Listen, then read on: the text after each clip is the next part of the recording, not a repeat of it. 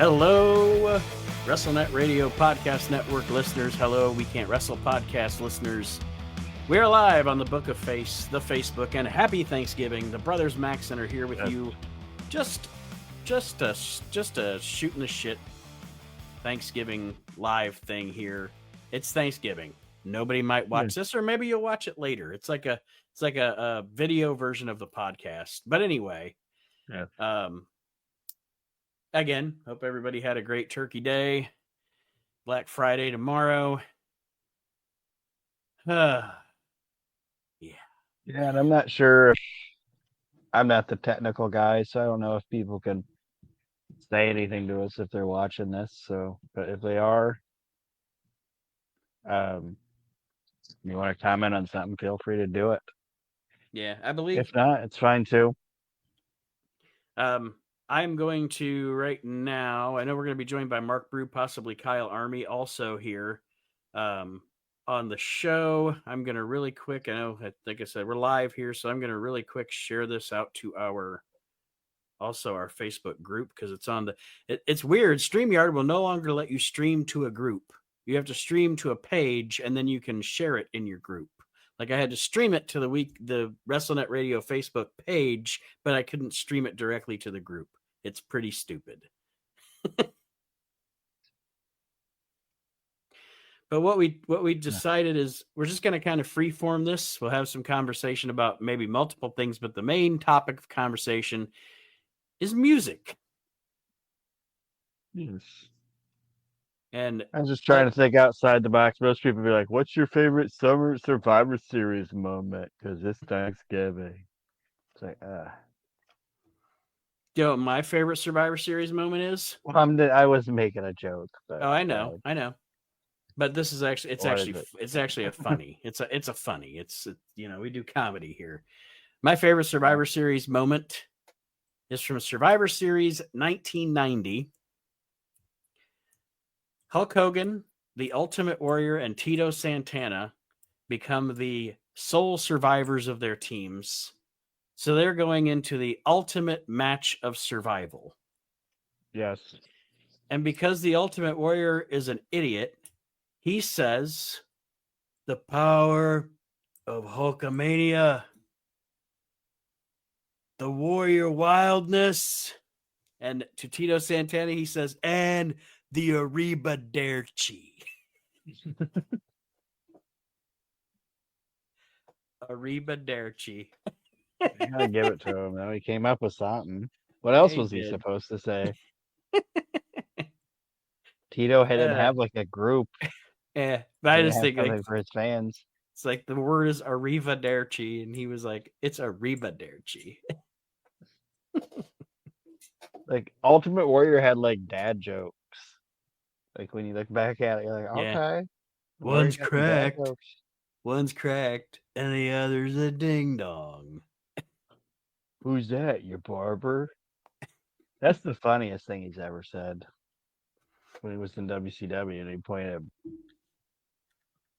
at the Acolyte or whatever his name was, or when the disciple. Beefcake was the disciple. Yes. Yeah. He's like, "Who's that? Your barber?" He's like, But anyway, like you said, this is going to be free form, but we're also going to discuss music and just anything else that pops up. I don't know. I'm working on a project that I'm kind of involved in the middle of. I'm getting towards the middle of it, and so the 90s pay-per-views. Yes, well, it's actually the 90s pay-per-view matches.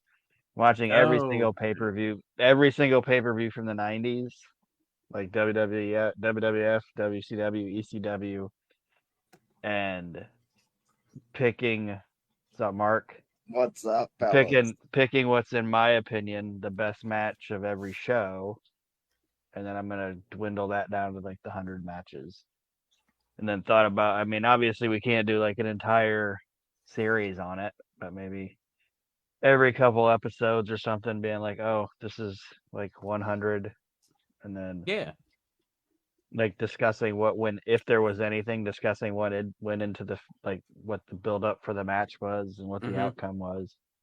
Kind of like dwindle it down to basically having like 100 like matches of the week type situation. Right.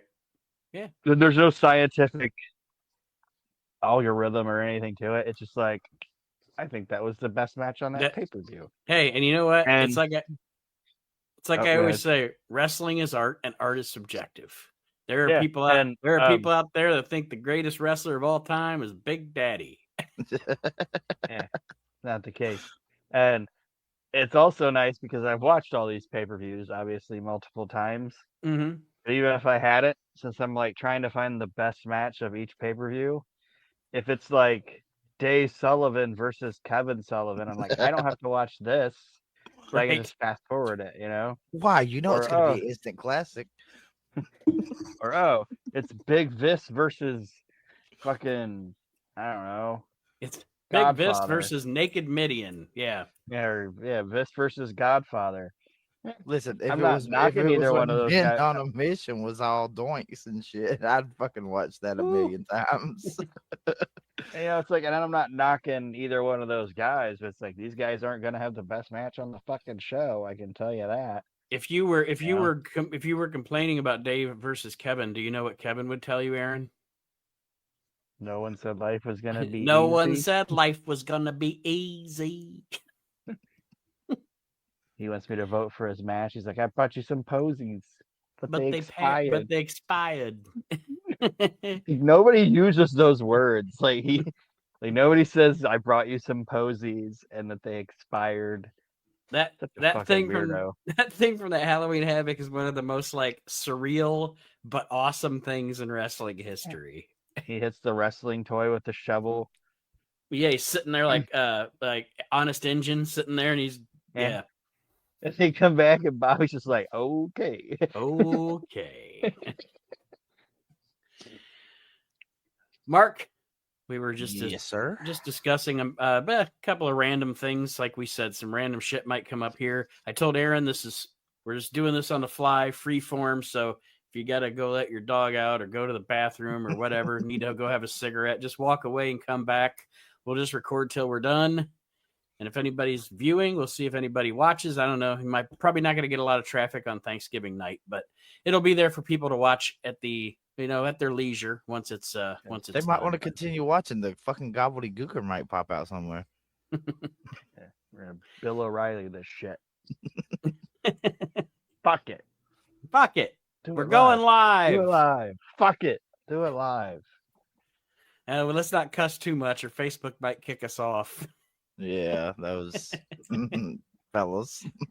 It's going to be hard for us, I know, but anyway, we're talking songs. We're talking what Aaron pitched to me yesterday when we decided to do this was let's do some of our top favorite wrestling themes, non-WWE produced. So we're not going to say it doesn't have to be a theme. It can just be a song that's used in wrestling.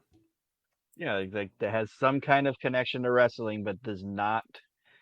For Everybody wasn't Roddy Piper's theme, you know? Right. But it's still connected to wrestling. So you can't be like, oh, For Everybody, because that was on the WWF wrestling album. You know? And I also wrote down a couple of I wrote down a couple of yeah. Yeah. So I'm just using that as because not every single one there's a few of them that are themes, but not every single one on my 10 list is a theme. It just has connection to wrestling. And I kind of went with themes. I think Mark did too. Yep, totally. But that's fine. It's just that we're just here to fucking talk, right? God, stop cussing. I'm gonna get us kicked off Facebook. Fracking. It'll be all right. If you watch the snippet that's going to be on Facebook, you can always go to Spotify or Apple Podcasts. My wife and I watch a bunch of the Gordon Ramsay. We watch pretty much all the Gordon Ramsay shows. And it's funny, as he's gotten older, he's chilled out. Like, those first seasons of Hell's Kitchen and the restaurant show and everything, like he was very foul-mouthed and very mean. And it's funny now because he still gets a little hot and he'll still cuss once in a while. But he's replaced a lot of his cussing with going, goodness gracious me. Goodness gracious me. So now, like, I'll be mad and I'll be like, oh, goodness gracious me. That is fun. Yeah, it's not as fun. It's funny. I lost He's a little bit. he's still got the disgusted look on his face, but he's like, goodness gracious. I lost a little bit of respect for that guy just because earlier in his career he said anybody that cooks with a microwave is disgusting and anybody that eats microwavable food is disgusting. Then he comes Which is out fine with because I eat microwavable food, but now he's got microwavable food. Like, all right, Gordon Ramsay. I get it, buddy. There you go. There's the wrestling thing. Money, money, money, money, money, money, money, Yeah. money. Anyway, all right. So who wants to start? Who wants to kick this thing off? I've got 10 that I wrote down, maybe a couple honorable mentions, and then my. So I have 10, and they're I all got ones I 15. liked. I was trying to keep it positive for a change. I don't do that very much. Holy shit! it truly is the holiday season, Virginia. Yeah. There is Trying to write down Santa things Claus. I was trying to write things down I was thankful for. But Mark, you're not here very much lately, so why don't we let you start?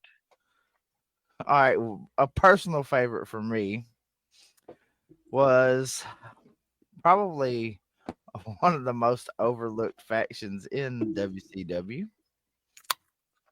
And I don't know why. I just every time I hear this song, it makes you want to bob with it. And that's the Filthy Animals theme.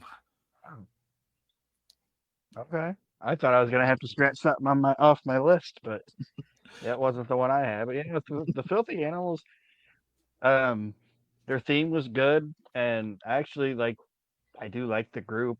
I mean, everybody in it was solid. Conan wasn't like my favorite wrestler in the world, but he was perfect in the role for it.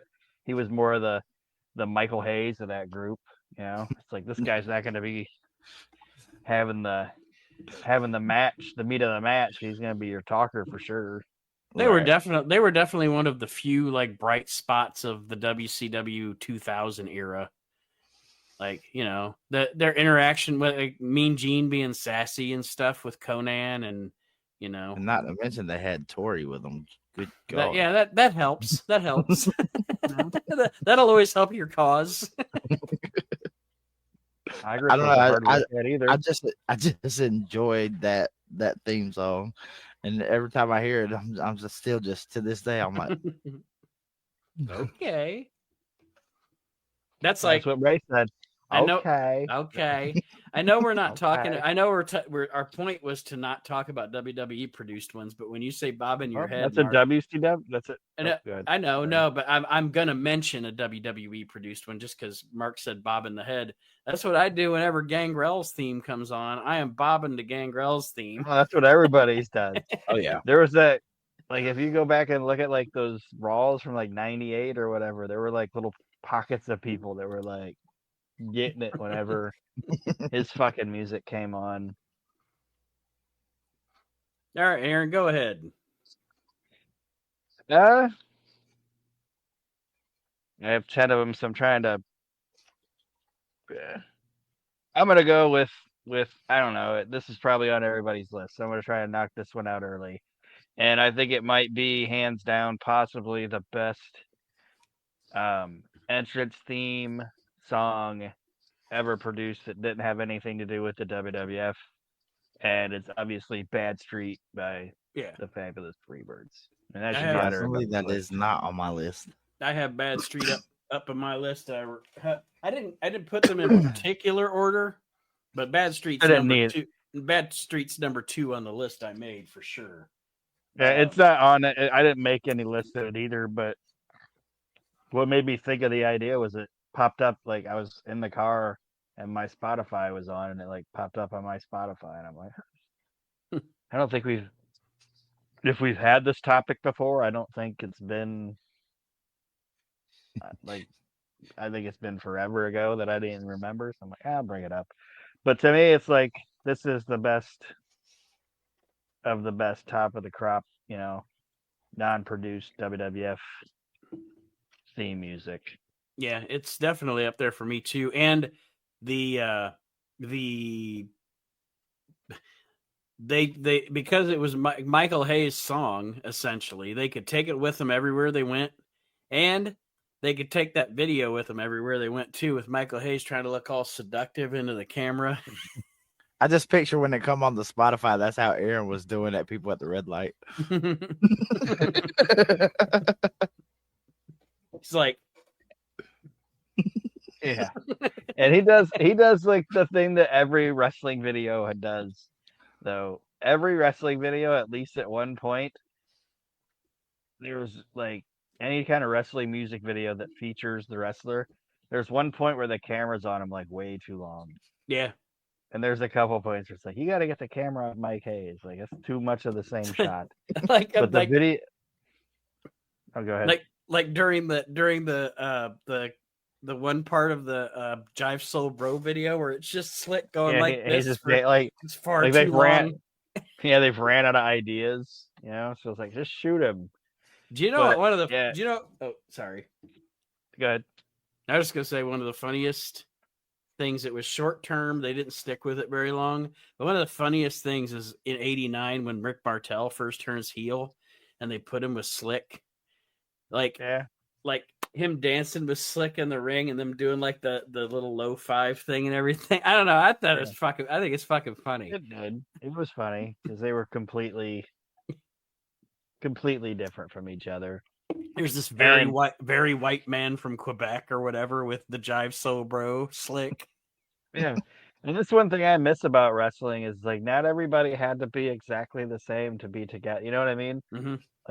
Like when they put factions together, like now or even starting in like the 90s, like everybody kind of had to be like the same type of thing. Like they're all militant black people, or they're all bikers, or they're all this. It's like back in the day, it wasn't like that.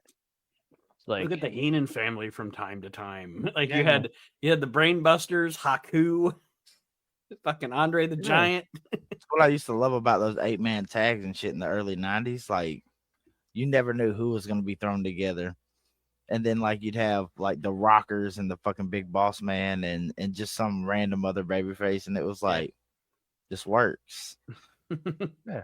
Or like Slick managing the Warlord. It's like what? Yeah. But it worked. You know? Yep. Anyway, Nate, it's your turn, buddy. So the next one I have, or the first one I have, I guess here, because you took Bad Street off my list, kind of. It's a TNA theme, and it is Jeff Jarrett, My World. I thought I have a TNA theme on mine, so I thought I was gonna say, oh, I gotta scratch one off. But I think My World's a badass tune. It's a badass theme song. Yeah, it is. It's definitely memorable. It was funny because there was a point in TNA where he had like, what do you have like with him, like Gail Kim and Jackie Gata or some shit, and like some other broad. Like he had like 3 chicks with him, and he had like the best music, and he had the belt, and he was like, I'm gonna have the hottest chicks with me. I'm gonna have the coolest song. I'm gonna have the belt. Like he's coming. He's the booker. It's like Lawler in Memphis. I'm gonna be the champion, but by the time this shit's done, I'm gonna be a 35-time champion. Every woman that comes in here, she might not. It's kind of like Dusty, you know. Inevitably, every woman that came in the promotion was fucking Dusty, because you know he's the booker. Like I'm not saying they were literally fucking Dusty. I'm saying on the TV product, the sexiest guy. Screwing Dusty. Sorry, Facebook.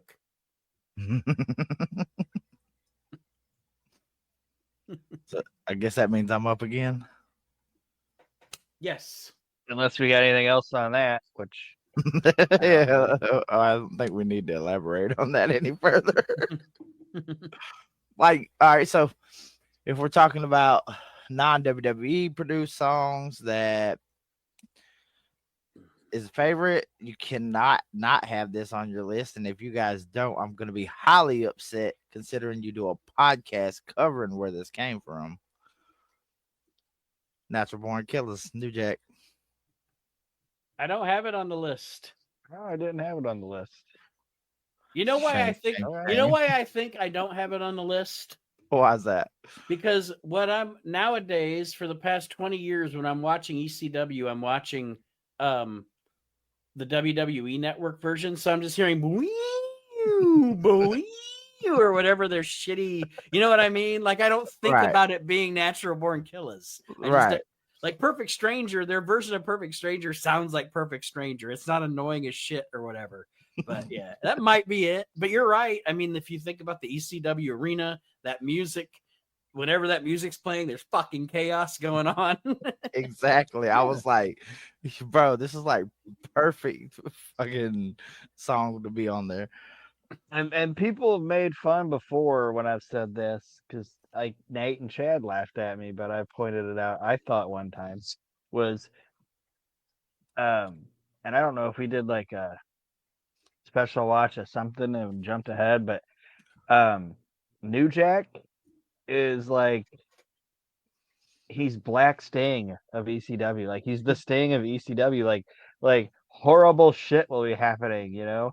Like the heels will be doing terrible things to somebody and teaming up and whatever. And then Sting, you know, he'd drop from the ceiling or come out through the entrance or whatever, but like bad shit would be happening in ECW and all of a sudden New Jack's music would hit. He just comes And through he a might red top. yeah, and he might not necessarily even be feuding with anybody, but he's just involved in and I don't know if that analogy makes sense, but Yeah, it Yeah, I makes get it's like there were times when New Jack didn't have a feud. He'd just show up and help Tommy Dreamer and then fucking have like a one match, like a one-on-one match with fucking Tony DeVito. yeah. Just to get him on the card, you know? it. Right. Just because he knew it was gonna pop the crowd for him even being there. Yeah. And um at the time it was I mean, I think it still is because I can't think of anybody that even does it now. But like, it was the song playing in its entirety through the match. I don't think anybody else did that. So Right. yeah, I figured that was a good it's one to just a slide in yeah. That is just as important to his gimmick as the glass breaking for Steve and Enter Sandman for Hack and all that. So yeah, I'll give you that one. I was like, surely Aaron or Nate have this, and I'm like, what? When you said no, Nope, didn't have it on my list. And don't call me Shirley. I did not. Okay, well, I will do a WCW one then, and I thought maybe one of you guys would bring this up by now, and nobody did, so I'm going to bring it up, and it is the West Texas Rednecks Rap is Crap, sadly did not make my list. and it's one of my favorite things ever in wrestling, and I don't even like rap music, but it's one of my favorite things in wrestling ever. It's one of my favorite factions. It's like one of the only like really good things to come out of WCW 1999. It's so fucking good, and all the guys are great in it. Yeah. Oh, I didn't say I didn't know all the words. I just Oh, I know all the it words. wasn't Like I on my know, list. I know every word to it. Yeah. What I liked about that too, the West Texas Rednecks is, you know, it is literally a bunch of West Texas Rednecks and then Kurt Hennig from Minnesota. And I love that the other guys all dress like they would, you know, like a Barry Windham or a fucking Dusty Rhodes or somebody, a Texas wrestler. And Kurt had like a hat that wasn't really a cowboy hat, and he had like he'd have his sleeves cut off, and then he'd wear those obnoxiously large gloves. Yeah. He knew he wasn't a cowboy, so he subliminally just did not. He looked like he was the biggest goof trying to be a cowboy, and that made it even better. Yeah. And just like I said, and they did that other song. I can't remember what it was, but just the group itself, I think it was a great faction. And I know they couldn't keep the rap is crap thing going forever, but I wish they would have just kept those guys together and just kind of eventually got away from that and just Evolved made them. them like evolved them, you know.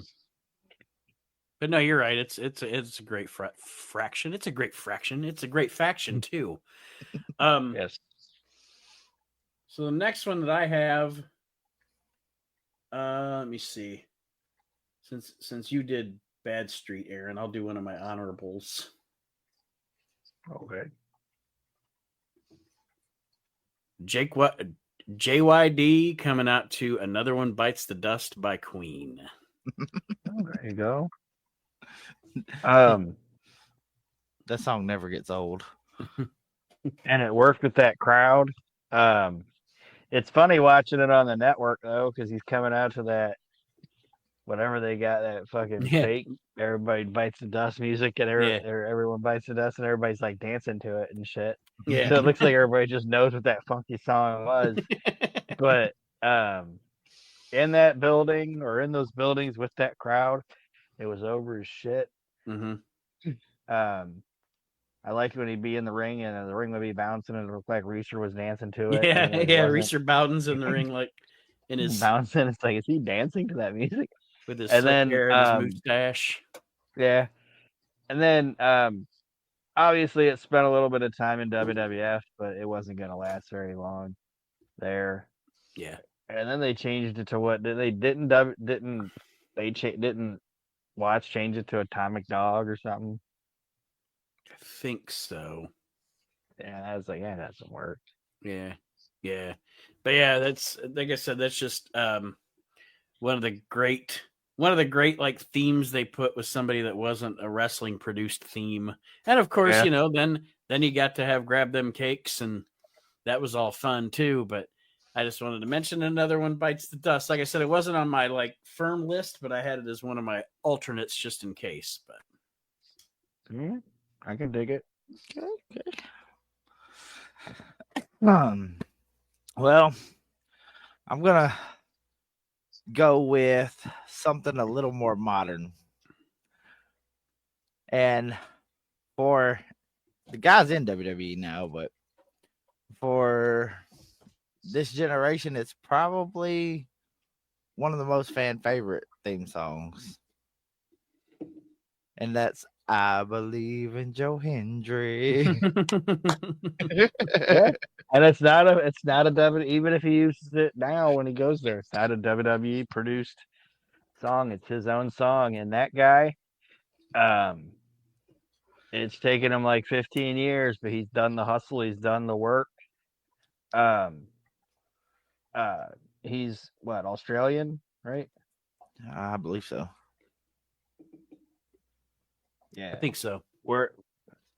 I just know, like, when WWF went over there, wherever he's from, which I said, Scottish. Australia, Scotland. Yeah. Okay. When they went over there, I'm sorry if I'm going to offend anybody. I'm not as modern as you guys are. But when they, whatever town they were going to, WWF was that he's from, he spent $1,000 to buy advertisement in that arena, and it was just that Joe Hendry face on like that white backdrop. So all these people were in line looking at his face going, who's that guy? And then somebody might be like, oh, that's Joe Hendry, you know, because local fans would know who he was. And by the time I got going, like Triple H and guys were hearing like, oh, this Joe Hendry, like they're talking about some guy's face that's out in the lobby and he's not even with our company promotion, right? And Triple H, that's how he found out who Joe Hendry was. You know, like he's like just that hustle, just producing, being different. I mean, that's I enjoy some Joe Hendry. I do too, and I applaud anybody that can do a hustle like that and be original and make it on his own and get there, you know. Right. Like I that's why I kind of it's like he did the Zack Ryder thing at the right time. Zack Ryder did it way too early. Like Zack Ryder did it at a time where that wasn't going to be something that was appreciated. Right. You know what I mean? But that's kind of what I attribute it to. He's kind of like a Matt Cardona, Zack Ryder, whatever you want to call him, type of guy. And it's as far as the tune goes, it's a catchy tune. Like if I watch it when I watch Impact every week.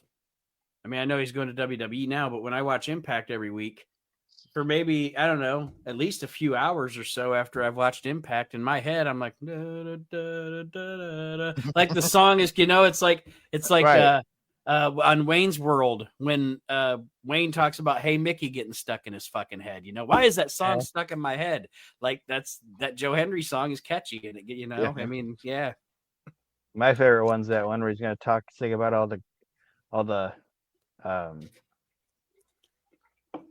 important achievements in Ryan Nemeth's life. And he's like, Ryan Nemeth is Nick Nemeth's brother. And then like it just stops. All right, Aaron, what's your next tune? I'm gonna pick one that neither one of you probably know, and it's fine if you don't. But it's the first song on that 4-track Hulk Hogan Japanese album from back in like the early 80s, late 70s. Mm-hmm. And it's Ichiban Hulk Hogan. It's fucking awesome. I think I honestly, I think I've heard it maybe twice. Like, I know what song you're talking about. Yeah. And it's funny because it's like this 4-track album, and it's Ichiban Hulk Hogan. It goes Ichiban, Hulk Hogan, #1, and then it's this guy like singing about like Hulk Hogan, and people think to this day that it's Hulk Hogan singing it. And if you listen to it, it is not Hulk Hogan singing it. Like people are like, it's just Hulk Hogan's voice modified. But like, it is not Hulk Hogan. But I wish we could play like the stuff on here. I don't know if we can or not. I can, but it's an obscure Hulk Hogan Japanese song that nobody's gonna fucking have a copyright. It probably won't get me struck down or anything. I don't think it's not. There isn't anybody coming after the copyright on that one. Like, I'm not gonna play Everyone Bites the Dust. Yeah, and it's not very long. Well, I won't play the whole thing, but let me. I just want you guys to hear the guy's voice, and people think it's Hulk Hogan. Like even Rhino Records in their liner notes was like, "This was written and produced and sung by Hulk Hogan." Like, no, it wasn't. So let me go ahead and get this. Hopefully, yeah, there we go. We'll share that, and here we go. I'll play a little snippet. Wanted that driving.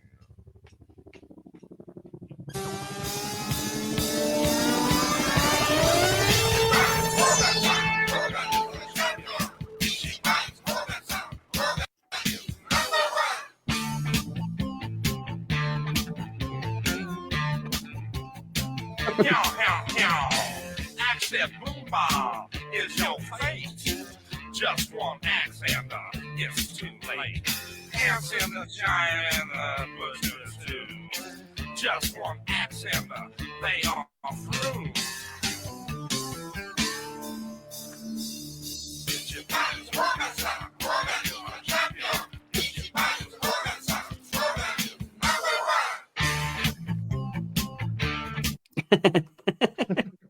Man, people are like, "That's Hulk Hogan singing that." No, it isn't. That is not Hulk Hogan. But it just continues from there, getting wackier and wackier.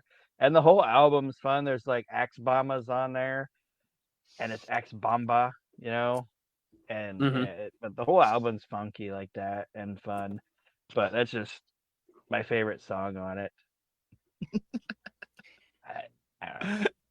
Might be dumb to you guys. I don't know. I should have expected something like that coming from here. Like, shit's on my Spotify list too. Like, that'll just play.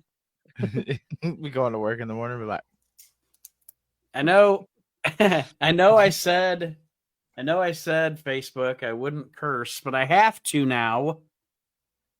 Because the next one in my list is kind of an obscure one. Some people may remember, some people may not. Back in the day, well, first of all, I really love the band, so that helps that I'm a big fan of this band. But if anybody remembers, back in the day, Nigel McGuinness coming out to Oasis's Fucking in the Bushes. That is a cool tune, and it's cool that he used it as his entrance theme. But yeah, Nigel McGuinness coming out to "In the Bushes" by Oasis. It's a. I wish that guy would have had a better career than what he did, and I know part of it had to do with his ailment or whatever, but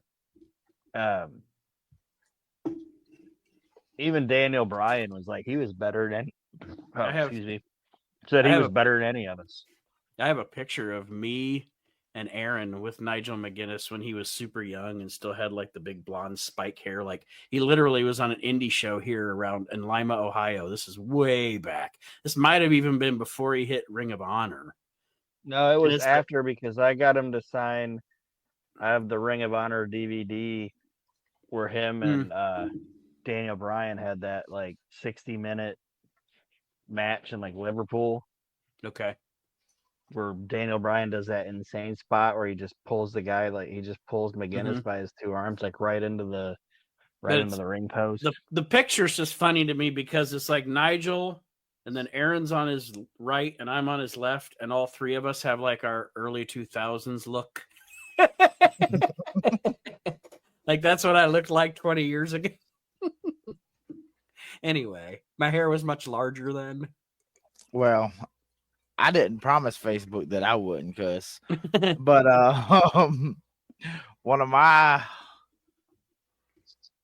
ones that conform to this criteria would definitely have to be when the Undertaker used the American Badass by Kid Rock.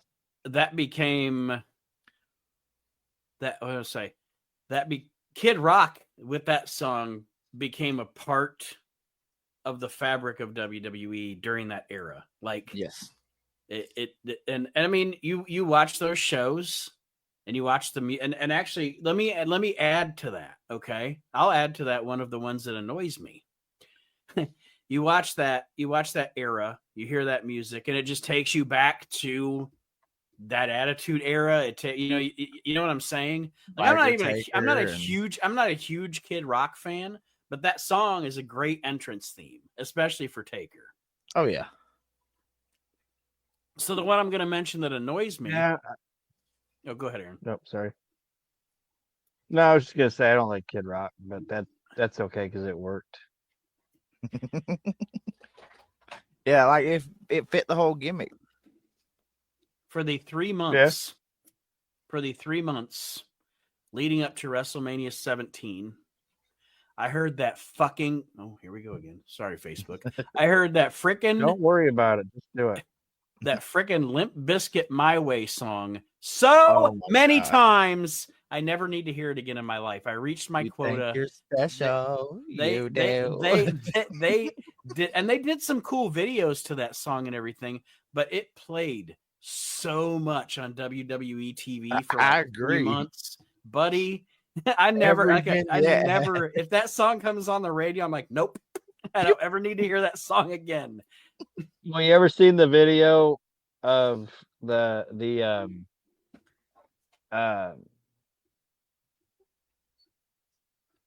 what do they call it? The closed feed things or whatever, where it's like it's not on TV, but they're the satellite feed. Yeah, the satellite feed. When Lawler and Ross are sitting there and they start to play that sacrifice video, and Jim Ross is like, "Oh man, sacrifices." Song gets me every time, man. Like we thought it's like, oh, this video is great and like whatever, and we think it's like, oh, this is amazing. It's like Jim Ross and Lawler and them have had to sit here and watch it like so many times, 4 times a day or whatever.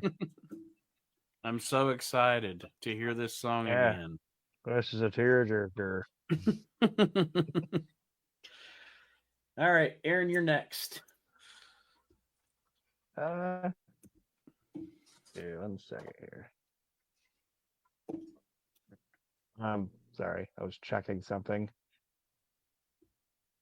Just wanted to make sure I had my letters right on what I'm going to mention in a little bit. But anyway, the next one is a theme and is a TNA theme, and I think it's like, in my opinion, the coolest TNA theme ever. And it was I can't remember if he changed it later on, but it was Kurt's initial TNA theme.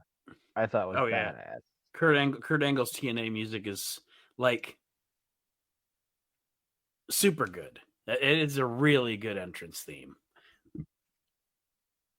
And it's like it's just the whole atmosphere, you know. You have the beginning with just the little kind of low key intro as he rises up out of the I mean, it's just perfect. It's perfect. And a lot of TNA music, especially early TNA. I know you said you got the TNA network and you went back and started watching it and was becoming a fan of it. As the years went on, I know you admit sometimes, like I do, that maybe I slept on that and I should have been a bigger fan of it, you know. But their music for the long, like that early TNA up until about the time they got Jerry Lynn's theme. Born and raised in the USA. Yeah, it's like and that was AJ's music first. It's like Japanese karaoke singing "Born in the USA." And it was AJ's music first, but just It's a probably lot that of the same music. guy from Ichiban Hogan. No, that's good. Ichiban Hogan #1 is good. It was that Dave Oliver guy. He fucking sucked. Or Dale Oliver, whatever his name was. He was fucking garbage. Him and Goldilocks. But anyway, one day I was watching the TNA and it was like right after 9/11, so they were all singing about the national anthem, you know. And fucking Goldilocks goes out there and sings her national anthem. She's sitting next to some douchebag with a fucking Rascal Flatts haircut and a stupid fucking jeans. We're off Facebook by this point. And some boots.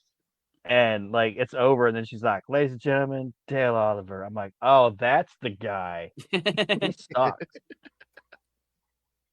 But anyway, about the time they got to like that era of TNA, they started getting good music and stuff. And I think Kurt's is the best of the best. It's a banger. I really like it. I agree. I'm going to go a little farther back than that. Sorry, I forgot we were on Facebook for a minute. I'm sorry. It's all right. I keep forgetting to. We don't do Facebook Live very often. We're usually just doing our audio show in house. But the next one I'll put down, because I am a fan, especially of the era that it was used in, the promotion that it was used in. Big fan of Kerry Von Erich coming out to Modern Day Warrior. Yes. That era of World Class, that, what do you say, 80 late 83 through early 86-ish. World Class is the World Class that I like. That's one of my favorite runs for a promotion of all time, even though that one's tough. That one's tough. And here's why I'll say, watching. Okay. If I was to be a good boy, and if I'm going to try to watch that promotion and see if what I say makes sense, Mark, if I'm just going to watch an episode a week, just like I would have in 1984, like you only get one episode a week, it's great. World Class gets tedious when you try to watch it like watching it. Yeah, if you try to binge watch World Class, you're like, oh my god, the fucking Von Erichs and the Freebirds, is this ever going to end? Like, I watch these guys, I watch a mix of these two teams wrestle each other every single week. You can see why it was a box office success back then, right? But anyway, yeah, Modern Day Warrior, Kerry Von Erich, I really like that. Yeah, the you know you're not going to get no qualms from me when it comes to anything Kerry. No. Big fan. Well, being that Aaron went TNA, let's take that journey and stay on that road. 2009, AJ Styles, Get Ready to Fly. Great entrance music. It really was. Really was. And it was a good change for him. because I always forget what the tune's called, but he'd used that other one for so long.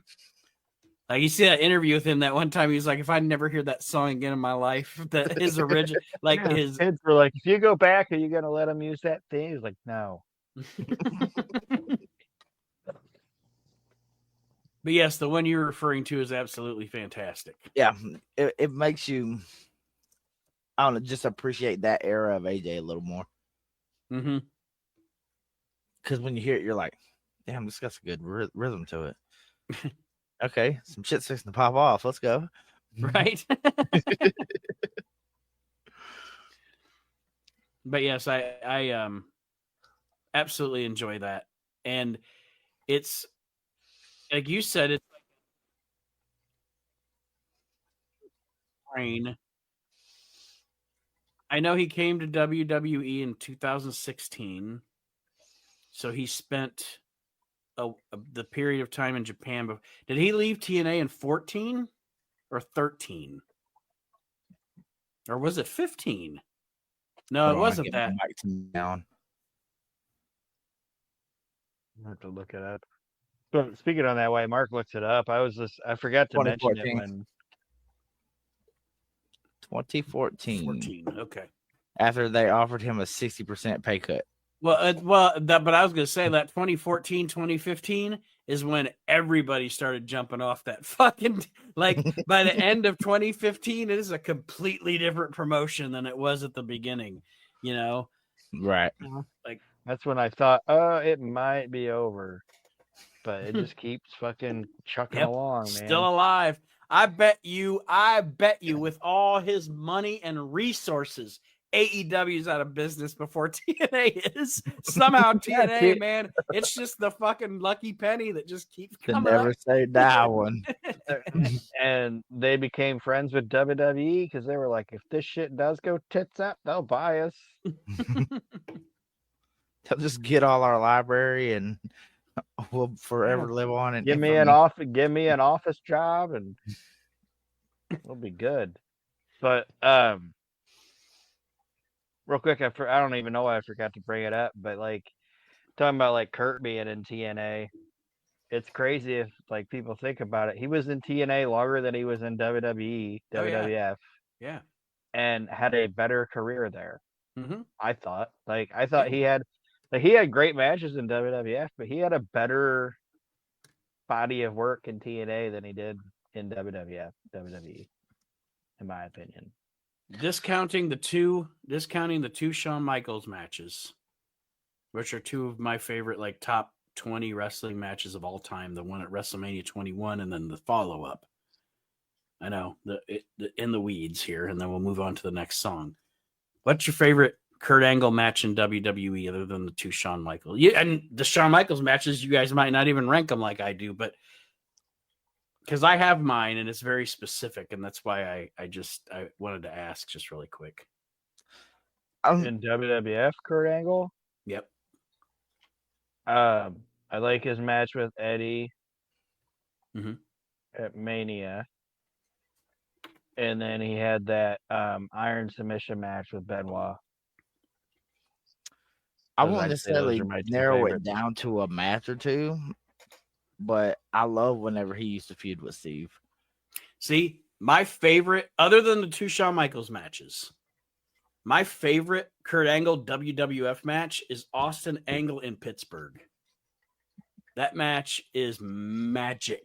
It's one of the, it's like Hart and Austin, or just, it's one of those nights where everything just comes together. The crowd, the match, that Austin, if anybody that's a little younger or whatever, I think it's not at a Backlash. It's like right before Survivor, whatever. No Mercy, maybe 2001, but it's Austin and Angle in Pittsburgh. Look it up. Amazing. Huh. Yeah, I don't think Kurt ever really had a bad one. No. I think, Mark, are you next? Who's next? Who just went? Listen, I'm drinking, so he did AJ's theme, and you did Modern Day Warrior. Yeah, so Aaron, you're next. Okay, sorry, I threw it all for a loop because I brought up the Kurt thing, but I That's was fine. told we could talk about whatever we Yeah, wanted. whatever. Doesn't matter. Unforgiven. So in a little bit, I'm gonna want to talk to you guys Unforgiven, about. yes. Yeah, Unforgiven 2001. In a little bit, I'm gonna want to talk to you guys about Jehovah. Peace.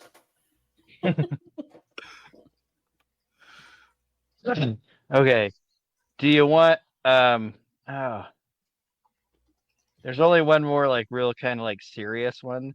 Mhm. So you guys want like my only other serious one, or do you want one of my goofy ones? Let's you have know some me, I like fun. Be goofy. Be goofy? Okay. And this is the most obscure thing on my list. Okay, this is more obscure than Ichiban Hogan-san number 1. Okay? It's more obscure than that. And it is Kamala Singh's Keep Holding Me Back. It is. I don't know if either one of you have ever seen it. Of course I have. But Kamala Singh's Keep Holding Me Back is one of my favorite wrestling segments of all time. Okay? Like, hands down, one of my favorite wrestling segments ever. And is one of the most ridiculous fucking things I've ever seen in my life. And I fucking love it.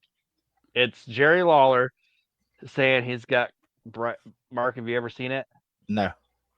It's Jerry Lawler saying that he's got Kamala who can sing, and Bill Dundee is saying that Kamala's lip syncing, and Lawler's like, no, he isn't. He is singing. He sings live. He's gonna sing live tonight on the show. And he brings Kamala out. And Kamala's wearing like a suit, like a tuxedo, and he's still got his face paint on though. And he is blatantly lip singing this blues song, Keep Holding Me Back. And the people are like playing guitars behind him that obviously aren't playing it. And the funny part is like the Keep Holding Me Back song is actually being sung by Kamala. Like Sugar Bear Harris recorded an album called Kamala Sings, but he's lip syncing his own song on USWA, and then Dundee hits him with like a little baby guitar. It's insane. Jimmy Hart's there. It's just one of my favorite things ever. Touche. I can see where there'd be some humor in that. Yeah, look that shit up, man. I'll send you the link. Yeah, send me the link. Oh, Nate did. Don't worry. Here we go. Just for a minute. Can't keep living this way. You keep me back. You a liar and a cheater. Can't give back that. Keep holding me. I can't give back that. You keep holding me back. Can't hold me. You keep holding me back. Can't live back. You keep holding me back. Can't live back. Put up for so long. I ain't gonna let you drive me from my home. Can't live back. It was Fannie Mae in the front row. Dundee hit him with the little baby guitar, and didn't even like Kamala didn't even sell it. Yeah.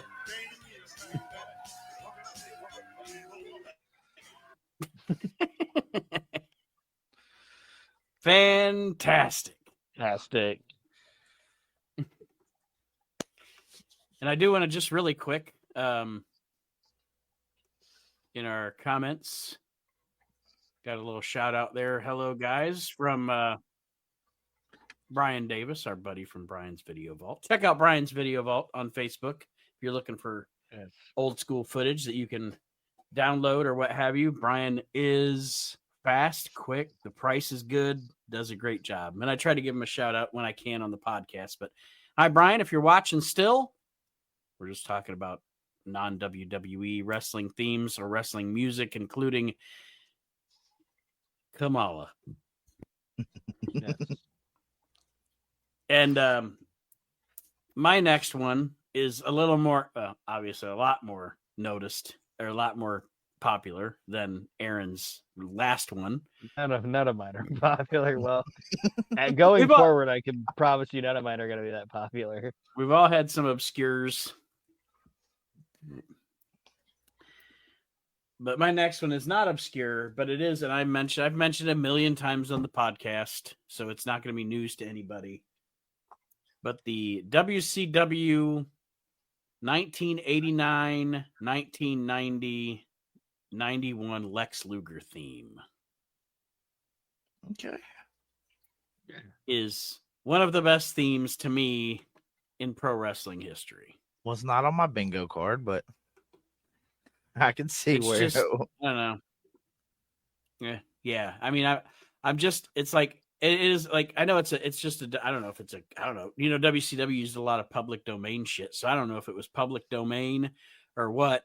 But No, I think a lot of that, like at that era, I don't think a lot of that shit was public domain stuff. I think it was because I never heard like Doom's music anywhere else. right. You know what It's I mean? this one. If nobody knows what I'm talking about, it's this one.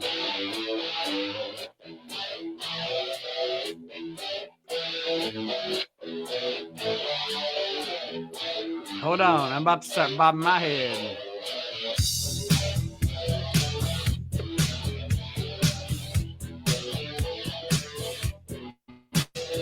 That definitely see it. Anyway, I like It that also too. I think coincides. that's It also Oh, God, sorry. No, I know what you're about to say. Go ahead. It also coincides with the best point of his career. Yep, Like, that's that my was favorite peak Lex Lex Luger. Luger. Is that? Yep, that's my favorite Lex Luger, and that's my favorite. I love that fucking theme. That's a cool theme. Like, you bring that guy to the WWF and don't make him that boring fucking narcissist. Completely different fucking career. Nope. And then don't do the Made in the USA, boring, passe. Yeah. You would never had to do the Made in the USA thing if you would have brought that fucking guy to the WWF. Yeah. All right, so on my next one, since you just did something WCW, I got two more left from WCW. Okay. And I'm gonna tell you guys this: one's a tag team and one's a faction. Hazard a guess. And all right, and I will say, arguably, these are probably the greatest tag team music and the greatest faction music of all time from WCW. So let's see if you and I. Harlem Heat is the tag team. You are correct. All right. Harlem Heat's because on, you cannot hear that fucking tag team music there and not get hype. Harlem Heat's on my list. Not That's mine, the one. Okay. When you and I were chatting earlier, Mark, that's the one I said it was from WCW and transitioned into WWE because it became Booker's music. But yeah, that's like I love that. I love that theme. I mean, I love everything Harlem Heat. No. Yes. Like you cannot hear that fucking music and not get hype. Well, and that was one of the decisions that they made in like, okay, we talk a lot about the good thing, the very few good things and the many bad things about WCW 2000. One of the best decisions they made, it didn't help business because business was already so down by then. He didn't have a chance. Booker didn't have a chance. He could have been a drawing world champion. He just didn't have it. You know what I mean? By the time the way that company was at that time, no chance. Yeah. But it was a great decision to make him champion. It was a terrible decision to change his music. People like that music. Right. Like WWE tried to change it too. You hear that, you think Booker and Stevie. Remember WWE tried to change it for a minute? Like they changed in like 2003 or whatever. They changed it to some rap song. Yeah. And you dig it. Mm-hmm. They gave him that rap song from that WWE Originals album that they had him rap. They tried to They tried to change Rakishi's music too. Put a little ass on it. Something like that, yeah. You could do it. Put your ass into it. Oh wait, no, that's a different song. That was it. And the next one's the faction, greatest faction song of all time. NWO? WCW, the Wolfpack. Oh, Wolfpack. Okay. I have the original NWO theme. To me, the Wolfpack that one. Because I just hear, but yeah, Wolfpack's a good one. It's catchy. It's again, that's another one like the American Badass theme. You hear that Wolfpack theme, and it just takes you back. It takes you back to Yeah. the late '90s. It takes you back to a moment in time. Red know. face Sting, Luger, Conan. Luger trying to act cool. Like, Yeah. man, it's like when you're Thing about it's Luger with the Wolfpack is like your dad trying to hang out with you and your buddies. Yeah, but like Kevin Nash said, like he talked about that how because whoever was interviewing him said like Luger didn't fit into that group or whatever, but he was like Lex outside of wrestling, yeah, completely fit into the group. He's like, I got into the car with Lex Luger and he wasn't even trying to impress me because he turned on the car and fucking like R&B music was playing and like he had like nice kicks and a new hat and just he's like Lex himself was a cool motherfucker, but when you put him on TV, yeah. he didn't translate to TV as being fucking cool, you know. Mhm. But yeah, I just the Wolfpack theme is fantastic, and technically Booker and Stevie Ray's music wasn't even WCW produced music. That was a public domain song. Yeah, it's on Kids in the Hall. Made it on Kids in the Hall with the I can't remember the guy's name. Fuck, that's gonna.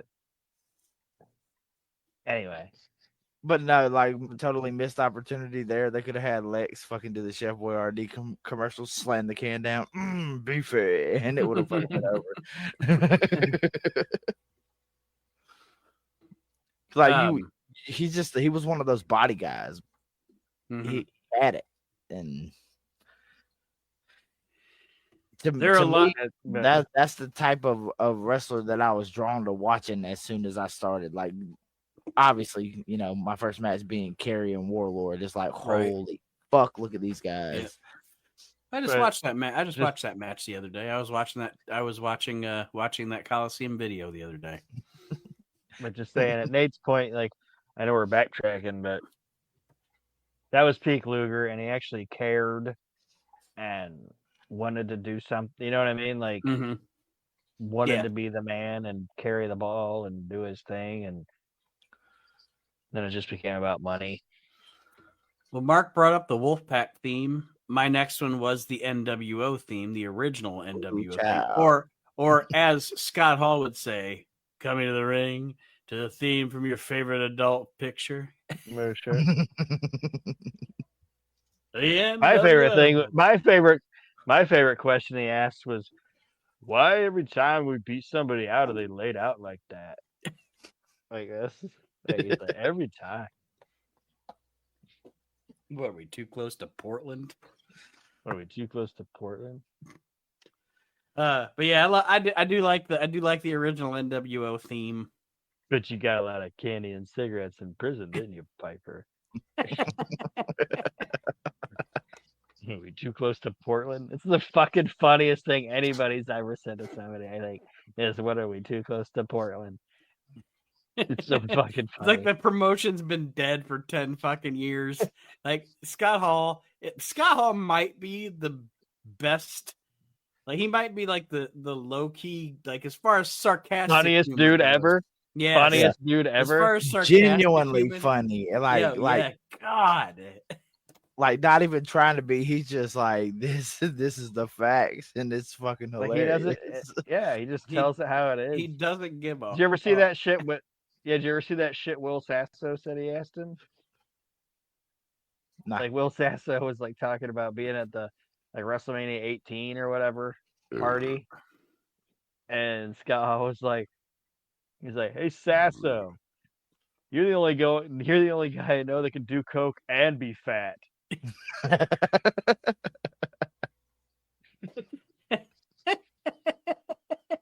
Like yelled it at him across the fucking bar.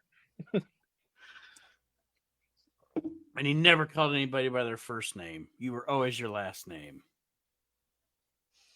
But All right, Aaron. Sting needs to get a better lawyer. Yeah, Sting needs a better lawyer after watching what fucking Triple H job him out at WrestleMania.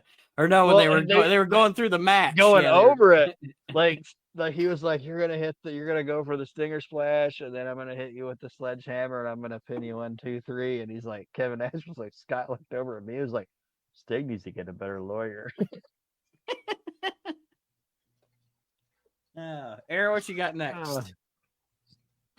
I got my last serious one, and well, one of them's kind of serious, but it's a ridiculous version of it, but because they're like horns.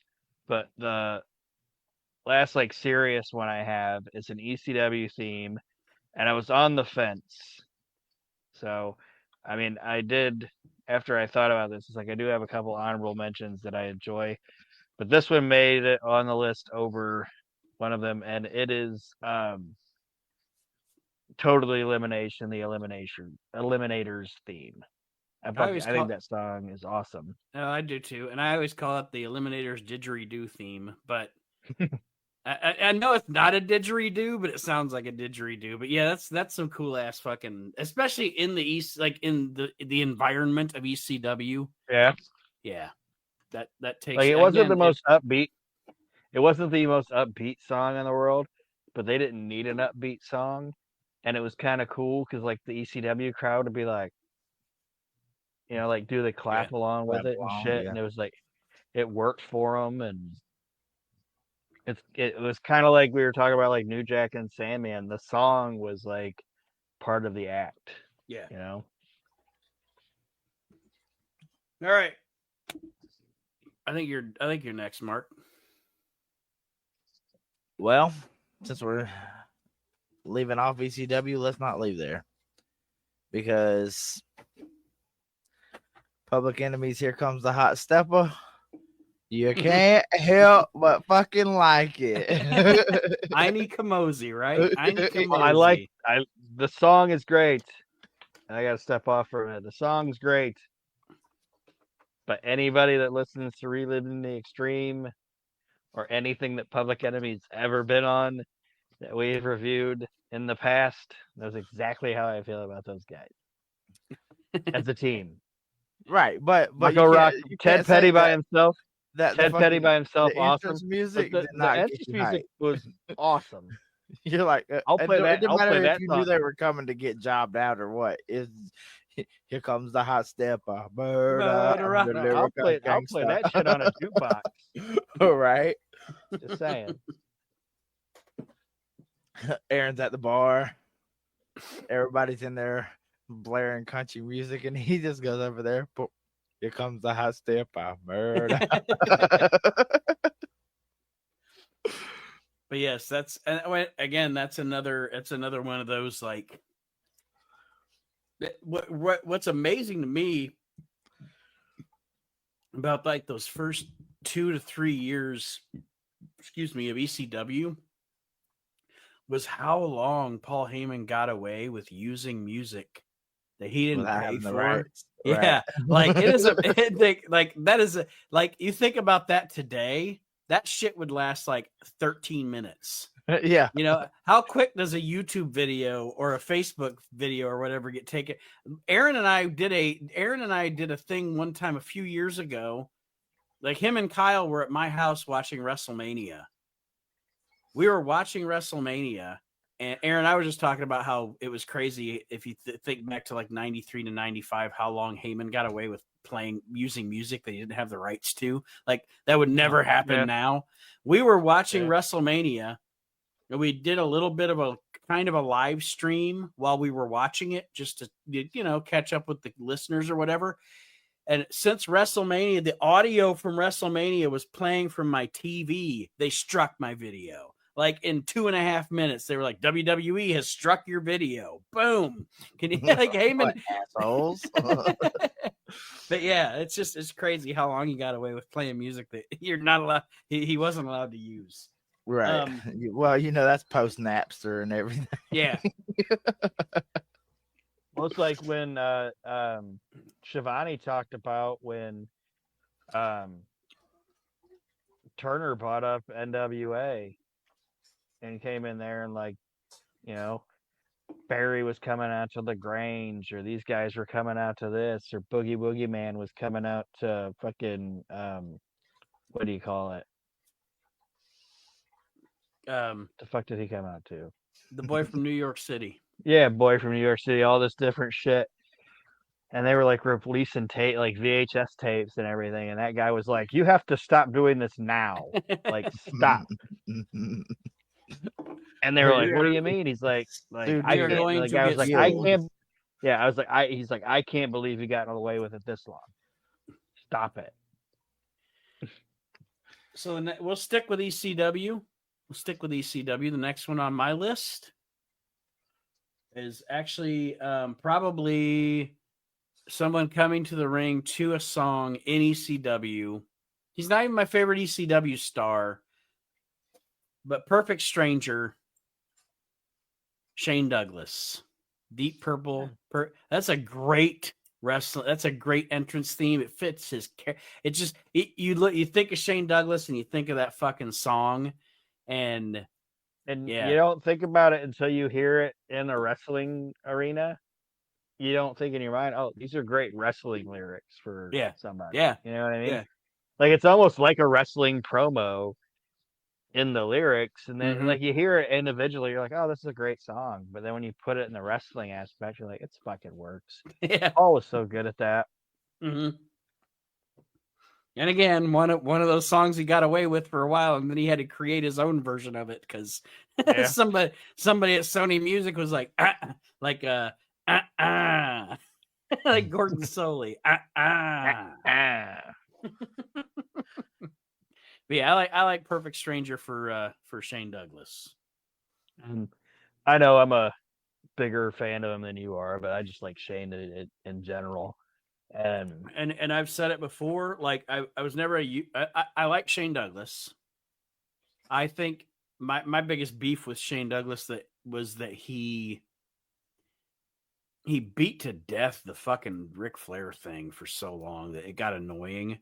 But I will say this, and Aaron can attest to this. He's one of those guys that when I met him in person, he's one of the coolest wrestlers I've ever met. Him and Francine, very cool dude. Oh man, him and Francine shot the shit with me for like a half an hour. They didn't have to, but they were cool as hell. They were cool as hell. And I know we talk about the Shane shitting on Ric Flair thing, but how much of that too was stoked by Paul? Oh yeah, definitely. You know, I think it's Aaron's turn. Okay. I just know I go after a Maxon. I don't know which one yet. You win either way. I'm gonna do the next one because I want to save these. The last three are gonna be like my three favorites, like my three favorite ones on this list anyway. So what I'm gonna go with is Bruiser Brody's Immigrant Song in Japan. Like the instrumental horn version. That one is it's not only ridiculous and fun, but it's badass. And it's crazy that he's coming out to it, and the horns make it even more insane. That's what I was gonna say. Yeah. It is definitely it, and I'll take it off my list. It's on mine too, because it is another one where we talked especially a lot about the ECW themes that we've talked about. It is an atmosphere thing, like everything about it, like it's just so fucking cool, and like you said, a little ridiculous, which. A lot of Japan. I know, but like the horn part of it, it's like in that environment, it almost seems like the horns being involved in it are like a warning horn. You know what I mean? Like Godzilla. Bruiser Brody's coming, you know? And him coming out to it and just being insane and all that shit. Like, it would have still been cool if he came out to actual Immigrant Song. But it being that version of it with the horns and shit, it makes it even more insane. And even if he just came out and did that and just walked past the ring and left, I would've kind of been like that's the yeah. greatest thing I've ever seen. Like I don't have it listed here, but it's like Onita coming out to Japanese Wild Thing. Yeah. You know, that's also fantastic. But the Brody immigrant song thing is better, but the Onita Wild Thing, you know, it's just I don't know. It's just Japan, especially like 90s Japan, late 80s, 90s Japan, wild. And I tell people all the time, I haven't watched a ton of it, but I've watched enough of it from that era to know what I'm talking about. But so one that I'm going to mention here, and whoa, it might whoa, be whoa, whoa, whoa! Isn't it my turn? I don't fucking know. Yeah, go ahead. Go ahead. I have 2 honorable mentions, by the way, because neither one of you guys have mentioned them yet. But I'm gonna ahead, say that this is arguably in everybody's top 5. Okay.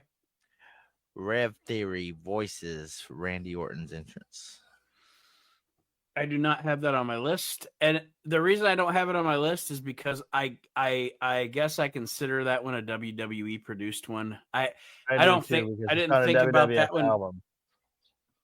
but it is it's an iconic entrance theme. Like I never knew it was on a WWF album. Oh, it's on WWE Voices album. It's named after the song. But yeah, and that's the voices in my head song, right? Yeah. I hear Regard in my head. Yeah.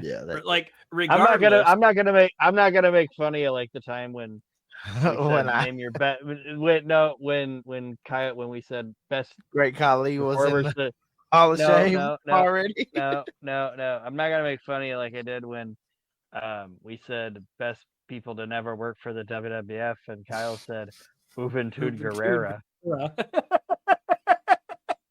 I know the Mexicals were a thing.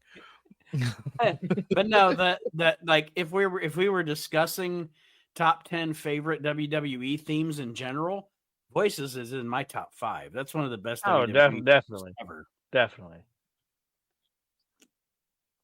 So there's one that I have here on my list that people might say, what? I actually, no lie, I actually do like American Made. The original Hulk Hogan WCW theme. I think it's actually a cool theme, especially for him. I don't know. I enjoy it. I think it's a cool theme. It's not better than Real American, but for a non-WWE theme song, I actually like American Made. Yeah, I didn't mind it. Takes you like you were saying earlier. It's one of those songs that takes you back to that era. Aaron's looking at me like, what the fuck are you talking? I'm trying to remember we're on Facebook. He's like, don't be too cryptic. Don't be too cryptic. Except for the ridiculous shit that he did in the Dungeon of Doom, because Nate, you know I like ridiculous shit. Yeah. Until he turned bad, there's nothing he really did other than his initial Flair feud. Until he turned bad, there's nothing I enjoy about Hulk Hogan and WCW. We talked about it earlier. He fucking ruined it for me. Yeah. So fuck him and his fucking American made music. All right, well, move on. What's your next one?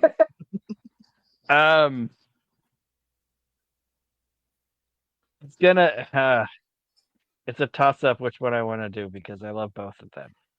So do you want the one that's technically connected to wrestling or the one that's done by a wrestler that's not technically? I'll let you decide, Mark.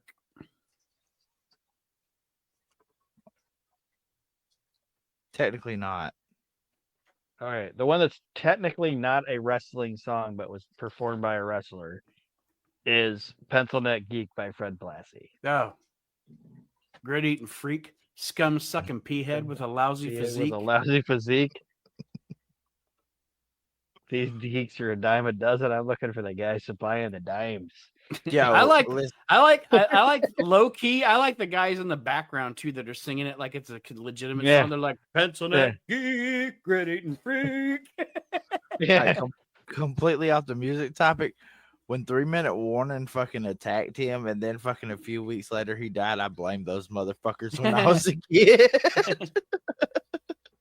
Well, they attacked him on his birthday.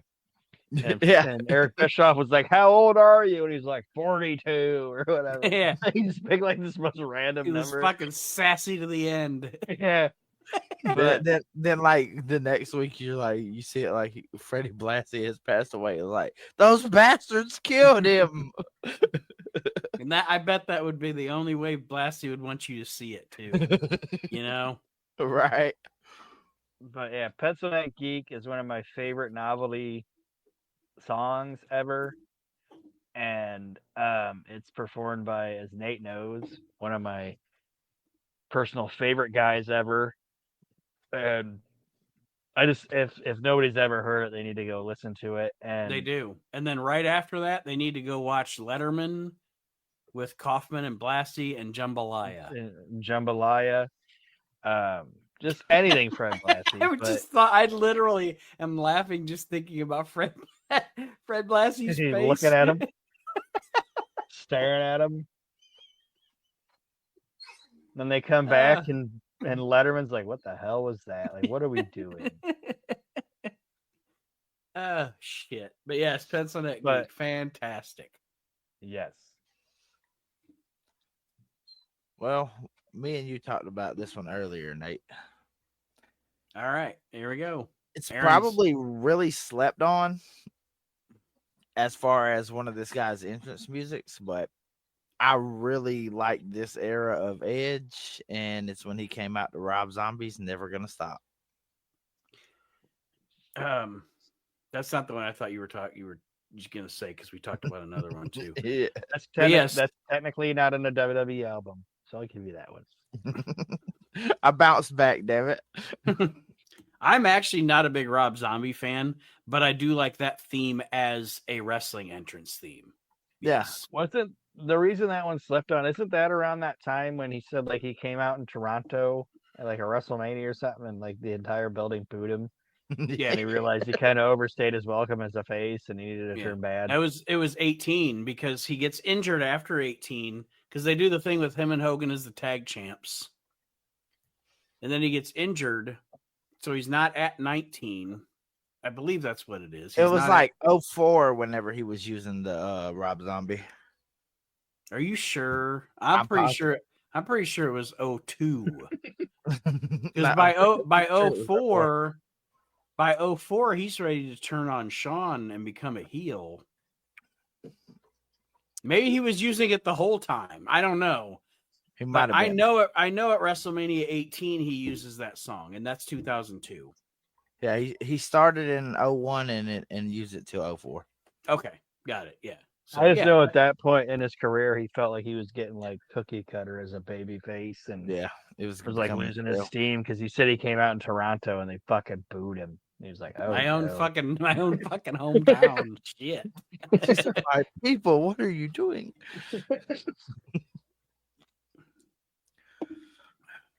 I think, is it me now, or is it Aaron now? It's me. You. I actually only have one left on my actual proper list. It's my favorite non-WWE entrance theme. If anybody's ever listened to this show for 5 seconds, they know. It's fucking Doom's theme. I love Doom's theme. Doom's theme is a jam. It is. And it's like what you guys are saying about the head bobbing thing or whatever. It's like Brood and all that shit. It's like, I'll bob my head to Doom, Ron Simmons music. Wow. Yeah. Do-rag Teddy Right. Long. Shit. Do-rag, yeah. Do-rag Teddy Long. Kind of Teddy's still kind of chubby, you know. His head's, it's not peanut head, he's more like walnut head. Yeah. Right. He hasn't fixed his teeth yet. Yeah, it still looks kind of cheap.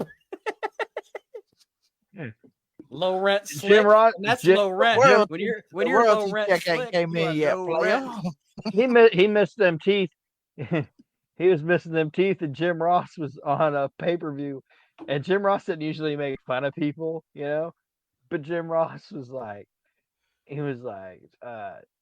Teddy Long's the only person that can eat a banana the long way. Like he can fit like a long banana this way through his teeth. Other than Jim Barnett. But anyway. But yes, Doom is the Doom theme from WCW is hands down my favorite non WWE produced theme ever. I like a lot of other ones. They're great. They're wonderful. But Doom's theme is always going to be my favorite. Yes.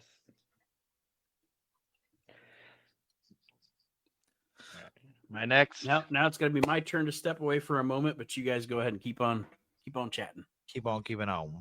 Yeah. Okay. Well, I want to do my 2 honorable mentions because I want Nate to be on. Yeah, I got fucking 3 left anyway. So. Okay. One of my honorable mentions was the one ECW song that I knocked off instead of Total Elimination, and it was Sabu's theme. Oh hell yeah! And I don't know why. I was like, I don't know why it made me think like which one was better than the other one, but for some reason I just dig Total Elimination a little bit more than Sabu's. But Sabu's theme was like iconic. But yeah. I and honestly, one of the reasons I might have put it on my honorable mentions is sometimes when I do this, like when we do lists, like there's going to be multiple people on it, I think to myself, like if we're is talking somebody else top gonna ECW, that's easily top 5. Yeah. So in my mind, I'm like, is somebody else gonna mention this? You know what I mean? So I don't want to have like repeats on the list, but nobody else brought it up. And Nate said he only had 1 left. You said you only had 3, so I'm like, I'll put it out there see if you had it. But yeah, he said when he said how long he wanted to run and all that, I was like, yeah, we could do that. I got it. I figured 10. I did 15, and then like 1 or 2 coincided, so it worked out. Yeah. Sorry. What's your next one? So me and Nate talked about this one, and it's from AEW. I'm not probably gonna know it then. Judas by Fozzy, Chris Jericho's entrance music. There is something about that song that just makes you just I become, man. Judas in my mind. It's just catchy. I can't. You can't because it's Chris can't Jericho. like it's not because it's okay. I'm a fan of Chris Jericho. Okay. And he can do whatever he wants in AEW. God bless him. You know, I don't really watch it. And it's not even that I don't watch AEW because I hate it. I don't watch WWE consistently anymore.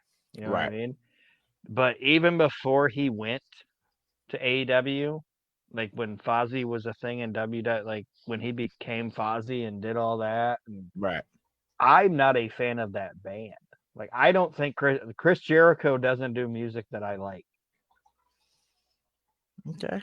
I just don't fair. like his music. Different strokes, different. I mean, I get that song is fucking catchy, and it's just like I get a cool wrestling theme or whatever, but to me, I just it doesn't do it for me.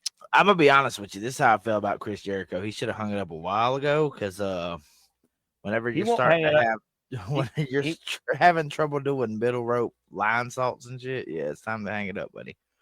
He won't hang it up so he can go back to WWE. But I mean, that's just the same way I feel about Flair. Like the past few matches that he's had, like he had no business doing those. Just be who the fuck you are. Flair should have hung it up when Shawn Michaels kicked him in the face at WrestleMania. Yeah, that should have been it. Just be the legend that you are. Go out on a good note and don't embarrass yourself. But I don't think Jericho will hang it up until he can have one more match in WWF.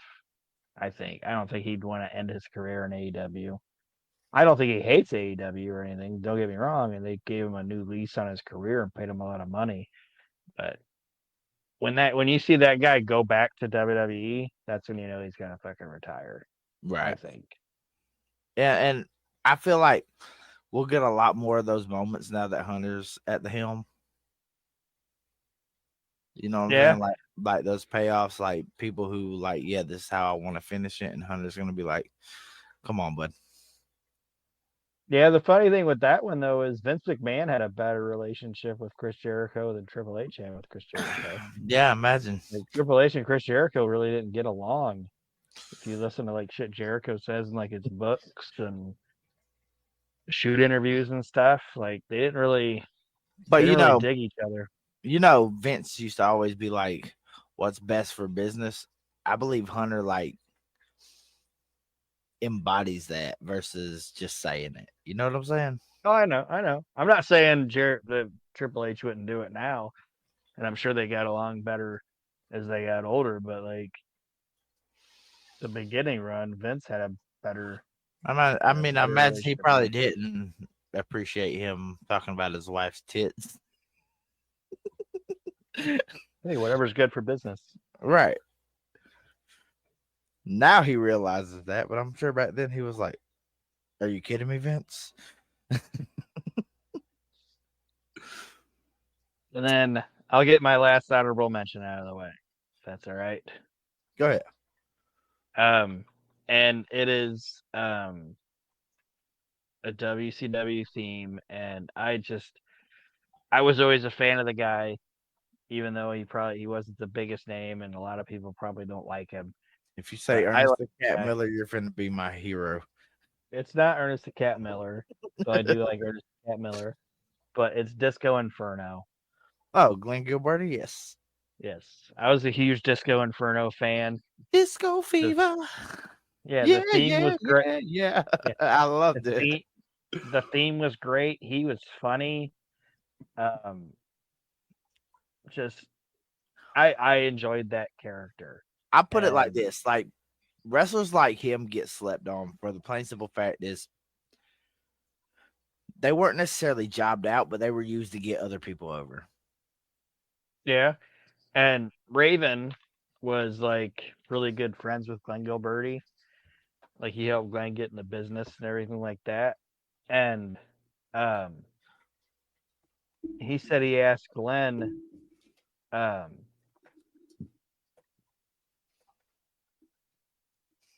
Raven said he asked Glenn Gilberty, like, what do you want to be?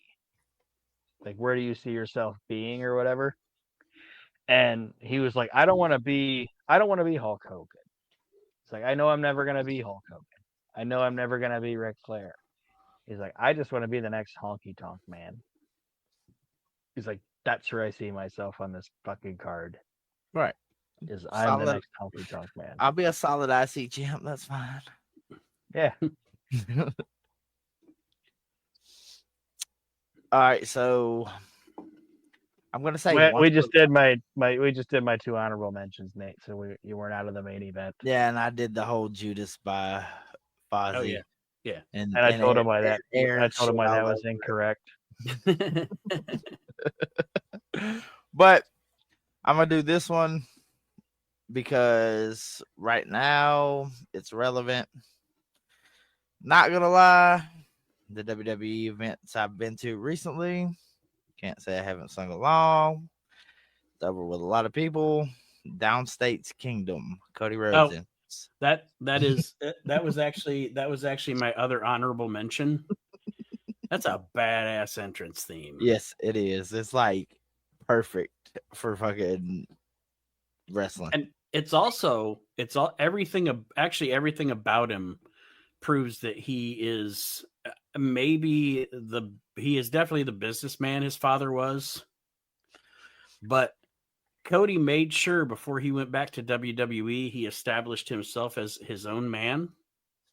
He established himself as his own character. He trademarked logos. He trademarked that music. Like I have, I don't, as far as being a gamer goes, like I don't play a lot of sports games. But the two that I do play are actually old because they're the two that I like the most. NHL 2023. I play that one over and over and over again because that's my favorite hockey game. And then actually my favorite 2K game is 2K23, WWE 2K23. And it's funny on that game, because Cody owns his fucking music. That is not his entrance music on that game. They give him some generic, like he does Yeah. not come out to Kingdom on that game because they don't want to have to pay him to use it. That's a smart businessman. You know what I mean? He was Right. like, I've established this music as my music. And at the time, Vince was probably like, well, all right, because that's your aura. That's your, you know. All right, so 23. Which one was that? So Mm. I know 22 was the one with Roman and Becky. It's the one that came out in 23. Oh, no fucking shit. Let me look at what the Um, cover on that one is. I can't remember now. Like I play the game, but I can't remember who's on the. I think it's 2K23 that I play. The one with Cena on the cover? Yes, it's Cena. Yes. Yeah, because I know 24 is the one with Mysterio, Mhm. and then the other one is with Roman, if I'm not mistaken. Yeah. And the whole bloodline thing. But yeah, Kingdom is definitely up there as far as at least I'd say as far as, I mean, you know, we talked about voices obviously, and Randy still uses that, but I'd say if you look across the whole spectrum of WWE, Kingdom is probably the best entrance theme on that show. There's two that I've noticed every live show that I've been to in the past 2 or 3 years. Kingdom and Seth Rollins' entrance music is so fucking over. It is like it creates a whole aura throughout the whole arena when Seth Rollins comes out.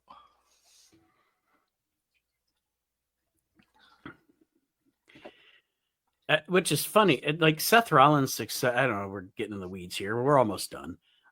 Seth Rollins' success has been insane because if you remember, and he was a fantastic wrestler, don't get me wrong, but when the Shield first became a thing, he was the one I had the least amount of money on becoming the big star. I know Roman wound up becoming the biggest star because he's Roman Reigns.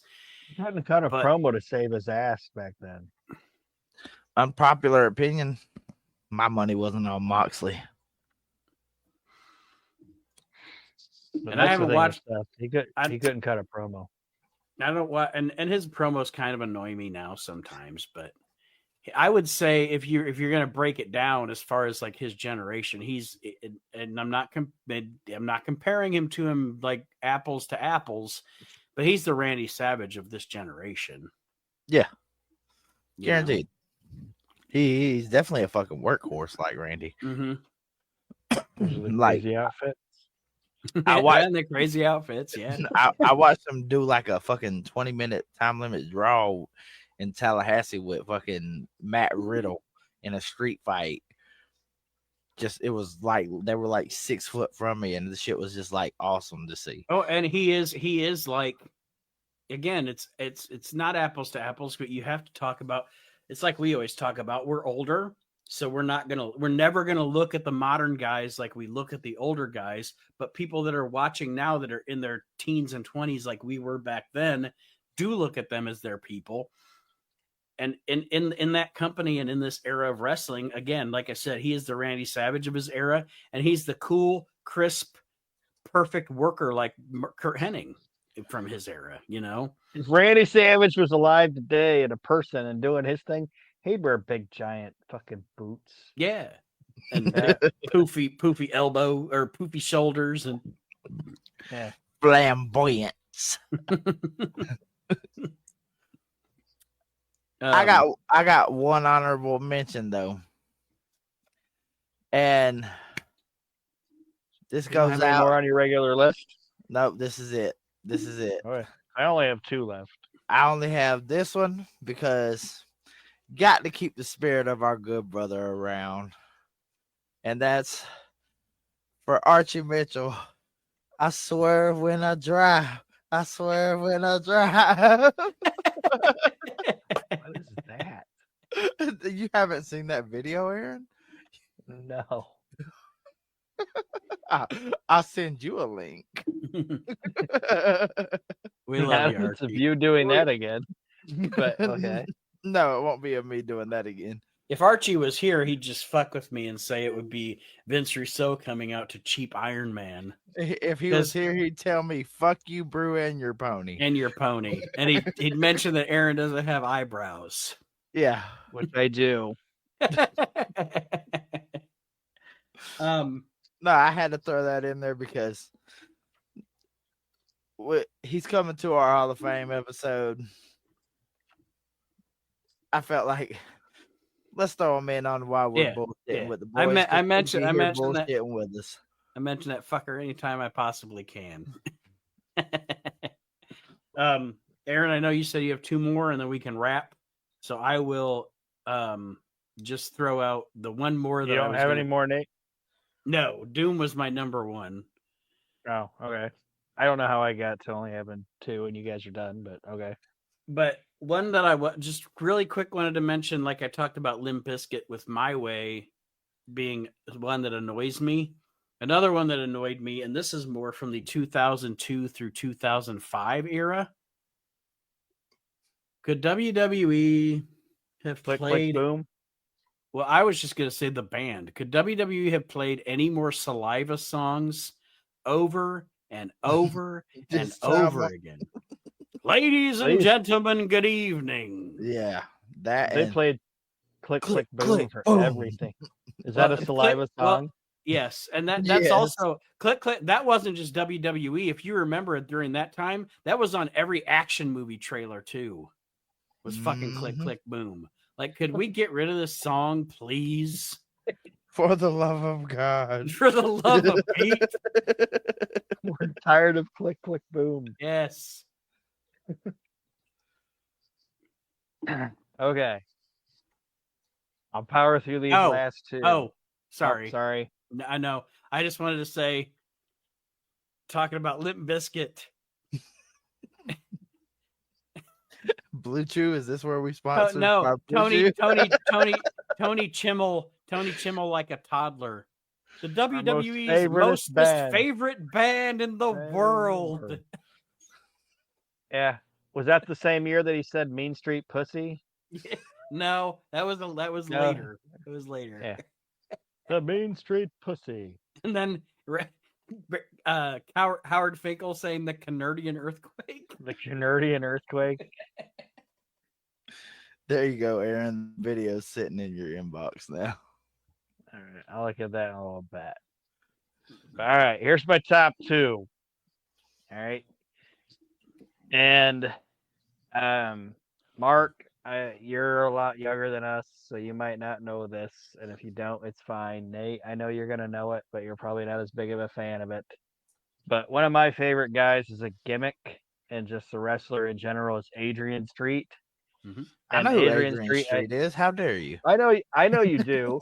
But Adrian Street put out some of the best records wrestling-wise. And my favorite one out of all of them is Street Rap. It's my favorite one. Street Rap, #1 selection, Street Rap, champion of the world. Nice. Nice. And he puts noise into a lot of his songs. That actually added. That's like, I have said that for years, and I don't know. I guarantee you 100% of the people that I interact with don't know why I say it. But like, as a manager and stuff, like somebody sets an end cap that looks really pretty, I'll be like, nice. Nice. And they have no idea. Yeah, they have no idea why I'm saying that, but yes. But in the song, Adrian Street. Listen, one day somebody's gonna be like, Adrian Street? Yeah, I'm gonna be like, and Nate's gonna be like, did we just become best friends? Yeah, you get a raise. Yeah, it's happened to me before. Not with Adrian Street, but like I have a shirt that says enjoy every sandwich on it. And I was in a bar one day and somebody was like, Warren Zevon? I'm like, yes. And me and that person became friends. So it can happen. But in the song, Adrian Street spells out his name and says what each initial of his name means. So A is for amazing, D is for different, R is for remarkable, I is for incredible, A is for Adonis, N is for nasty, S is for sequence, nasty, sequence is or S is for sequence, T is for time, R is for roses. The first E is for exotic. The other E is for everything, which he excels. And then the last T is for tights, which I'm told I fit out so well. But I just think it's a great fucking song. And I'm glad we have this on video for your impression. and it's in Grunt, which is my favorite wrestling movie. And just like everything about him was great, but I think he did, in my opinion, I think he did the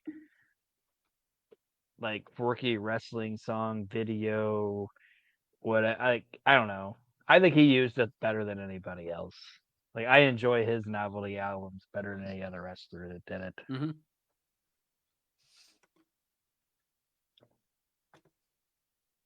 I don't know if you guys got anything else to say on that, because I know we want to. Didn't you say Don't there want was it to one go more? too long. There is one more, but I just want to make sure nobody else had anything to say about Adrian Street. And then the last guy we kind of talked about a little bit ago, No. and it's the Macho Man Randy Savage. Okay. And it is my favorite wrestling thing, my favorite wrestling song, anything to do with wrestling ever. Be a And man. it is it is the Be a Man Hulk Hogan diss rap. It's the greatest fucking thing ever done. I swear I listened got- to it last week. There used to be a video, and you cannot find the video anywhere anymore. But there used to be a video to it. But the song itself is fucking amazing. So you know what's funny? I like when things that we talk about on the show kind of like for some reason they just mash up with like real life at the moment. Literally last week, I've been like at least once a year I go through the room here and I rearrange my collectibles and I go through my totes and is there something that I want to take out of a tote and put into on a shelf or whatever or what. But I had pulled out my box of CDs and I was kind of going through them. Like I brought it downstairs and I was just kind of going through them while we were watching TV or whatever. And I have the Randy Savage rap CD. I do too. And I had like put it down on the table and my wife looks over and she was like, Randy Savage did a rap CD? And I was like, all right, here we go. We about Rabbit to fire hole, it up. baby. So I like when things like that, like we bring something up on the show and I'm like, last week. But yeah, so I just now last week listened to the Randy Savage rap CD for the first time in a long time. And Kendall But got yeah, a crash course. She, you know, with most wrestling things, like I always say, she tolerates my fandom. But yeah, she like we got a few songs in, and I could tell she was like, okay, it was funny the first song, you know, like she's over it at this point. But yeah, it was, when he's like bye at the beginning of the album, and then he's like popping some bubbly. The ladies which is like the last time he was ever on. It's like the last thing he ever said on WCW TV when he's like, I'm a pimp. Yeah, he's in that red top hat and the yeah. Cause I'm a pimp. And like I said, like the Be a Man Hulk Hogan, this song is fucking amazing, and he lived his life insane. Like he went out the way he should have went out, fucking having a heart attack in a Jeep Tracker or whatever, going across 4 lanes of highway, taking out of traffic. 5 lanes of traffic, taking out a biker and hitting a palm tree. That's how Randy Savage dies. Because he doesn't die quietly in his sleep. He doesn't die quietly in his sleep. No. The only thing that would have made it better is if we hit it, glitter popped out. I always love the last picture. Like Randy Savage is like the craziest, most insane human being ever. And the last like big him on the beach. Yeah, him on the beach on one knee next to his dog or whatever. Yeah. Like so peaceful. God bless the man. I love the way he went out. I don't like that I don't want to say that I love that he died, but the way he went out was fantastic. But the whole Macho Man rap album is one of my favorite things ever. I remember my girlfriend got it for me because I really wanted it my girlfriend at the time, and she was like, "Do you know how embarrassed I was at Tower Records for asking for this?" She's like, She "You didn't owe me realize. dinner." You She should have just- fucking been proud. Yeah, I was gonna say she didn't realize how pimp that was. You got So- all the cool points with all the guys behind the counter, and you didn't even realize it. You squandered it. So we've discussed everything. Everybody's covered everything on their list, right? Yes, That's sir. good. That's good because I'm ready to wrap this up. But I want to thank everybody who watched for joining us on the live. Anybody that's listening, because I'm going to obviously put this into a podcast as well, a special Thanksgiving podcast that you can listen to on our feed. But speaking of music, I wanted to show you guys, and people that are listening in audio won't be able to see it, but you can look it up on YouTube if you want to, because one of the things I've been watching recently is 1990 and 1991 episodes of WWF Superstars.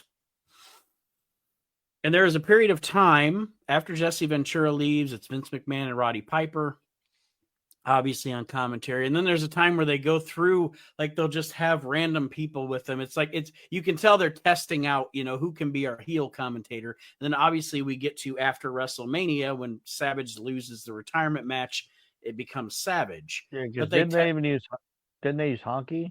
Honky Tonk Man was the man for a little bit before he was done. There's a couple of others, but there's an episode where they actually use Jimmy Hart as the special guest heel commentator. And it's terrible. The reason that it's special though is because of the end of the show. And it's because it seems like, I don't know if it was, but it seems like it is one of the most testosterone, cocaine fueled 30 seconds of professional wrestling you'll ever see. Jimmy Hart is wearing a jacket that has piano keys. Listen, if Jimmy Hart was there, you already know there was cocaine involved. Yeah, baby. And not a lot of testosterone. But he has a jacket on that has lapels that are piano keys. And I'm going to show you guys this because this is a special moment in pro wrestling history. Let me share my screen here just real quick. Oop, that was the wrong button. We're live. I've been drinking. Share screen. We're going to look at this one right here. Share. So you see Vince McMahon, Roddy Piper, and Jimmy Hart. What is the fucking way Roddy has his hand right now? Take my strong hand.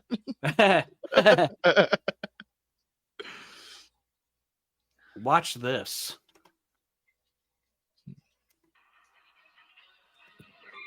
Mm-hmm.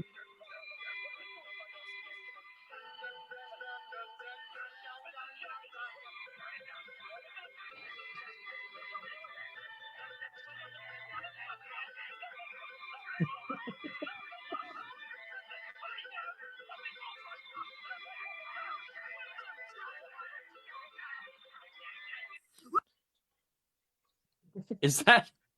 Did we just is watch that not something insanity? off Superstars or something off of Jim Barnett's private collection? Like Piper and Vince are playing Jimmy's jacket. And they are going insane on that man. It's like they're almost tickling him. It But took him a minute before he moved, so he might be a little used to another man touching him. Literally, for those of you listening, if you want to watch the video, just put in Vince McMahon, Roddy Piper, Jimmy Hart into YouTube, and it will show you that insanity of Vince McMahon and Roddy Piper playing dun dun dun dun dun dun dun dun dun dun. I was confused. I thought we were going to see some yelling at each other or something and tiddlywinks.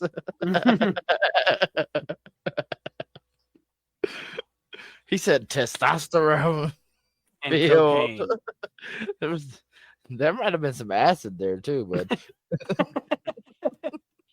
I think it's funny that Vince McMahon, I don't care what anybody says. I know that like Vince McMahon always says, he was against drugs and he was against alcohol and he was Oh, Vince McMahon totally did cocaine, and he drank. Bro, you There's that's the shit you Yeah. have to say when the cameras are on. Yeah, Let's be honest.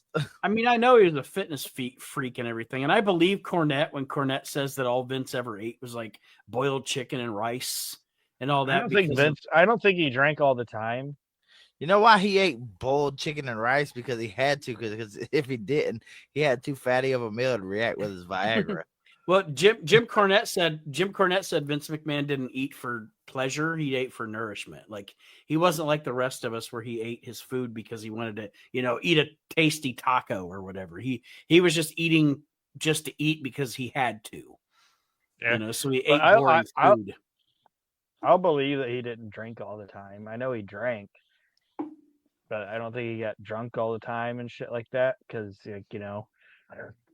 you can't. Like an alcoholic isn't calling you at 4:00 in the morning with wrestling ideas, right? But a guy on coke addict is calling you at 4:00 in the morning.